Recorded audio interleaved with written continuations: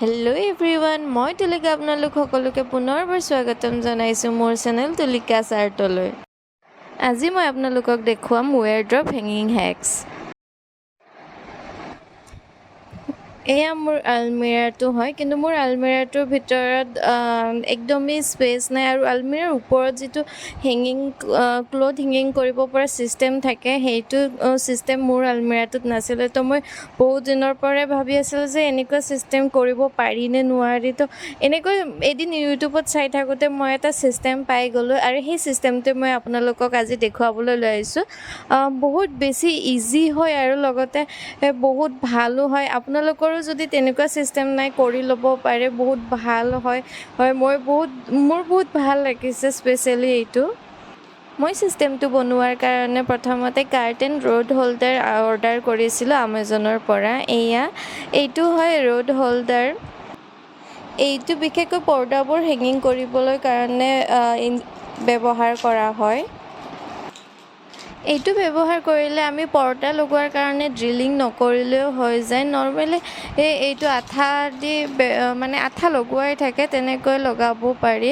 প্ৰথমতে ইয়াতে এটা ষ্টিকাৰৰ দৰে প্লাষ্টিক ওপৰত লগোৱা থাকে, সেইটো আমি গুচাই ল'ব লাগে। তাৰপিছত এইটো কাঠৰ উডেন যিকোনো বস্তুত বা ৱালত আৰু গ্লাছত লগাব পাৰি।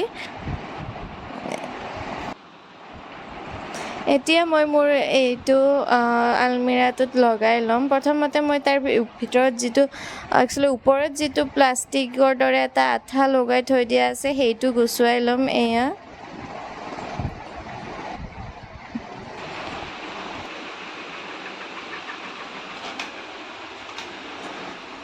মই আঠাটো ইয়াতে লগাই ল'লোঁ। তাৰপিছত মই ৰ'দডাল ইয়াতে হেং কৰি দিম।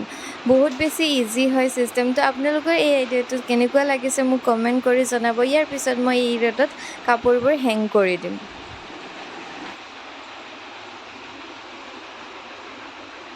সেয়ে দেখিছে মোৰ কাপোৰ বেগ চব একেলগে আছে, গোটেইবোৰ অৱস্থা বেয়া হৈ আছে আৰু মই এনেকৈ কেইযোৰমান কাপোৰ হেঙিং কৰি লৈছোঁ। তাৰপিছত মই তাতে ওলোমাই দিম। এতিয়া এইবোৰ চাওক,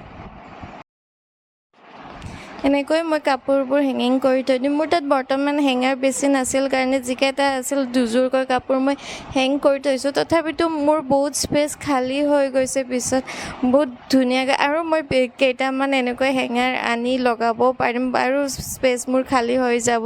তাৰপিছত মই মোৰ ৱেৰড্ৰপটো আৰু ধুনীয়াকৈ কাপোৰবোৰ ৰাখিব পাৰিম। এটা ছাইডে মই বেগবোৰো থৈ দিছোঁ হেং কৰি, চাওক, আৰু কাপোৰ এটা ছাইডে থৈ দিছোঁ। আজিৰ কাৰণে এইখিনিয়ে, আৰু পিছলৈকে মই এনেকৈ নতুন নতুন আইডিয়া লৈ আনিম। আজিলৈ আহিছোঁ, বাই বাই।